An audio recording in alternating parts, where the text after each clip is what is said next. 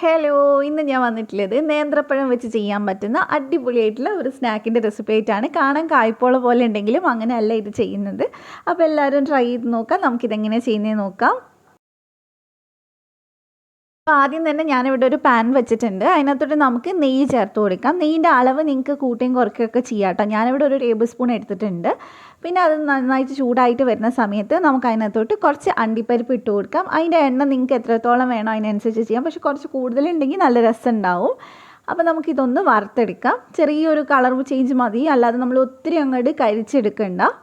അപ്പോൾ ചെറുതായിട്ട് ഇതൊന്ന് ബ്രൗൺ കളറായി വന്നിട്ടുണ്ട്. നമുക്കിതെടുത്ത് മാറ്റാം. നമ്മളിത് കായ്പോളൊക്കെ എടുക്കുന്ന ഇൻഗ്രീഡിയൻസ് ഒക്കെ തന്നെയാണ് ഓൾമോസ്റ്റ് ഇതിന് എടുക്കുന്നത്. പക്ഷേ ഉണ്ടാക്കുന്ന രീതിയൊക്കെ വ്യത്യാസമാണ് കേട്ടോ. പിന്നെ നമ്മൾ ഇതിലേക്ക് കുറച്ച് ഉണക്കമുന്തിരി ചേർത്തിട്ട് അതുകൂടെ ഫ്രൈ ചെയ്തെടുക്കാം. പിന്നെ ഇതെന്ന് പറഞ്ഞാൽ പുതിയൊരു സ്നാക്കൊന്നും അല്ല. നമ്മുടെ മലബാർ ഏരിയയിൽ, തലശ്ശേരി ഏരിയയിലൊക്കെ ഒതൻറ്റിക്കായിട്ട് പണ്ട് മുതലേ ഉണ്ടാക്കി വരുന്ന ഒരു സ്നാക്കും കൂടിയാണ്. അപ്പോൾ ഇതിവിടെ റെഡി ആയിട്ടുണ്ട്. നമുക്കിനി ഇതെടുത്ത് മാറ്റാം. ഒരുപാട് കരിച്ചെടുക്കേണ്ട. നിങ്ങൾക്ക് ഇതിന് പകരം ബ്ലാക്ക് റൈസിൻസ് എടുത്താലും കുഴപ്പമൊന്നുമില്ല. അപ്പോൾ ഇനി നമുക്ക് വേണ്ടത് നേന്ത്രപ്പഴമാണ്. ഞാനിവിടെ ഒരു നേന്ത്രപ്പഴം ചെറിയ പീസായിട്ട് കട്ട് ചെയ്തിട്ടുണ്ട്. അത് നമുക്ക് ചെറുതായിട്ടൊന്ന് വഴറ്റിയെടുക്കാം. ഒരുപാട് ചെറിയ പീസല്ല, 4ആയിട്ട് കട്ട് ചെയ്തിട്ട് അങ്ങനെ ചെറിയ ചെറിയ പീസാക്കി എടുത്തതാണ്. അപ്പോൾ അത് നമുക്ക് ചെറുതായിട്ടൊന്ന് കളറ് മാറുന്നത് ഒരു വഴറ്റിയെടുക്കാം. ഒരുപാട് ഉടച്ചെടുക്കരുത്. ഇപ്പോൾ ഇത് ഏകദേശം റെഡി ആയിട്ടുണ്ട്. ഇത്രയും മതി. ഇനി നമുക്കിതെടുത്ത് മാറ്റാം. അപ്പോൾ ഇനി നമുക്കിതിൻ്റെ മിക്സ് ഉണ്ടാക്കി തുടങ്ങാം. അപ്പോൾ ഇതുണ്ടാക്കാനായിട്ട് ഞാനിവിടെ 1 കപ്പ് പാലെടുത്തിട്ടുണ്ട്. ചൂടാക്കാത്ത പാലാണ് കേട്ടോ. അതിലേക്ക് നമുക്കിനി ബ്രെഡാണ് ചേർത്ത് കൊടുക്കാനുള്ളത്. ബ്രെഡിന് അങ്ങനെ കറക്റ്റ് കണക്കൊന്നുമില്ല. നമുക്കിതിൽ ബ്രെഡ് ഇങ്ങനെ കുതിർത്തിയിട്ട് മിക്സ് ചെയ്തെടുക്കണം. അതിനുവേണ്ടി ഞാൻ ഏകദേശം ഒരു 6 ബ്രെഡൊക്കെ എന്തായാലും എടുത്തിട്ടുണ്ടാവും. അപ്പോൾ ആദ്യം നമുക്ക് കുറച്ചൊന്ന് ബ്രെഡ് ഇട്ടിട്ട് നന്നായിട്ടൊന്ന് മിക്സ് ചെയ്ത് കൊടുക്കാം. കൈ കൊണ്ട് ചെയ്താൽ മതി കേട്ടോ. അതാണ് കുറച്ചുകൂടി എളുപ്പം ചെയ്തെടുക്കാനായിട്ട്. കൈ കൊണ്ട് നന്നായിട്ട് ഉടച്ചെടുത്താൽ മതി. പാലിൽ മുഴുവനായിട്ട് ബ്രെഡ് ഇങ്ങനെ കുടിച്ചിരിക്കണം. അങ്ങനെ നമുക്ക് വേണ്ടത്. അപ്പോൾ ഇത് പോരെങ്കിൽ 1-2 ബ്രെഡും കൂടെ കട്ട് ചെയ്തിട്ടാൽ മതി. അപ്പോൾ ഇത് ഞാനിവിടെ ചെയ്തെടുത്തിട്ടുണ്ട്. ഈ ഒരു പരുവത്തിലാണ് വേണ്ടത്. ഒരുപാട് ടൈറ്റായി പോകരുത്. ഇങ്ങനെ കുഴഞ്ഞൊരു പരുവം. അപ്പോൾ ഇങ്ങനെ ചെയ്തിട്ട് നമുക്കിതങ്ങോട്ട് മാറ്റി വയ്ക്കാം. അപ്പോൾ ഇനി നമുക്ക് വേണ്ടത് മുട്ടയാണ്. ഞാനിവിടെ 5 മുട്ട പൊട്ടിച്ചെടുത്തിട്ടുണ്ട്. ഇനി നമുക്കിത് നന്നായിട്ടൊന്ന് അടിച്ചെടുക്കാം. നന്നായിട്ടൊന്ന് മുട്ട ഒന്ന് പതഞ്ഞ് കിട്ടിയാൽ മതി. ഒരുപാട് നേരം ചെയ്യേണ്ട ആവശ്യമില്ല.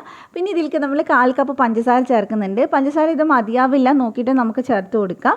അപ്പോൾ അതുകൂടെ ചേർത്തിട്ട് നന്നായിട്ട് മിക്സ് ചെയ്യുക. പഞ്ചസാര ചെറുതായിട്ടൊന്ന് മെൽറ്റായി വരുന്ന വരെ ഒന്ന് മിക്സ് ചെയ്തെടുക്കുക. പിന്നെ ഞാൻ ഇതിൽ പറഞ്ഞിട്ടുള്ള മധുരം എന്ന് പറഞ്ഞാൽ ഓൾമോസ്റ്റ് ഒരു ഭയങ്കര മധുരമല്ല, ഒരു കറക്റ്റായിട്ടുള്ള പാകത്തിനുള്ള മധുരം ഉണ്ടോ. അപ്പോൾ നിങ്ങൾക്ക് അത്ര മതിയെങ്കിൽ അങ്ങനെ തന്നെ ഇട്ടാൽ മതി. പിന്നെ ഇതിലേക്ക് ഒരു 1/2 ടീസ്പൂൺ ഏലക്കാപ്പൊടി ചേർത്തിട്ടുണ്ട്. അതോടെ ചേർത്തിട്ട് നന്നായിട്ട് നമുക്ക് മിക്സ് ചെയ്തെടുക്കാം. അപ്പോൾ ഇനി നമ്മൾ ചേർക്കാൻ പോകുന്നത് നമ്മൾ നേരത്തെ ഉണ്ടാക്കി വെച്ചിട്ടുള്ള ബ്രെഡ് ഉണ്ടല്ലോ, അത് ഇതിനകത്തോട്ട് ഇങ്ങനെ ചേർത്ത് കൊടുക്കുക. ഇതുപോലെ ട്രൈ ചെയ്തിട്ടുള്ളവർ ഒന്ന് കമൻറ്റ് ചെയ്യണേ. നോമ്പിനൊക്കെ നമ്മൾ സാധാരണ ഉണ്ടാക്കാറുള്ള ഒരു എളുപ്പത്തിലുള്ളൊരു സ്നാക്കാണ് കായ്പോള പോലെ തന്നെ. അപ്പോൾ ബ്രെഡ് മുഴുവനായിട്ട് ഞാൻ ഇട്ടിട്ടുണ്ട്. ഇനി നന്നായിട്ട് നമുക്കിതൊന്ന് മിക്സ് ചെയ്തെടുക്കാം. മുട്ടയിൽ ഇത് നല്ല പോലെ മിക്സ് ആയിട്ട് കിട്ടണം.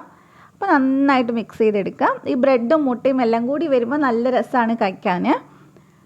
അപ്പോൾ നന്നായിട്ട് ഞാനിത് മിക്സ് ചെയ്തെടുത്തിട്ടുണ്ട്. ഇപ്പോൾ ഞാൻ ടേസ്റ്റ് ചെയ്ത് നോക്കിയപ്പോൾ മധുരം ഇത്തിരി കുറവായിരുന്നു. അപ്പോൾ ഞാൻ ഒരു 2 ടേബിൾ സ്പൂണും കൂടെ ചേർത്തിട്ടുണ്ട്. അപ്പോൾ ടോട്ടൽ ഞാൻ ചേർത്തിട്ടുള്ളത് ഒരു 1/4 കപ്പ് പ്ലസ് 2 ടേബിൾ സ്പൂണാണ് കേട്ടോ.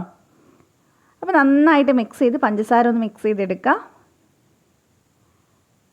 അപ്പോൾ ഇനി നമുക്ക് ഇതിനകത്തോട്ട് നമ്മൾ നേരത്തെ ഫ്രൈ ചെയ്ത് വെച്ചിട്ടില്ല, വേവിച്ച് വെച്ചിട്ടില്ല ഒരു നേന്ത്രപ്പഴം ഉണ്ടല്ലോ, അത് ചേർത്ത് കൊടുക്കാം. മുഴുവൻ ചേർക്കുന്നില്ല, കുറച്ച് ഞാനൊന്ന് മേലെ ഗാർണിഷ് ചെയ്യാൻ വേണ്ടി മാറ്റി വെക്കുന്നുണ്ട്.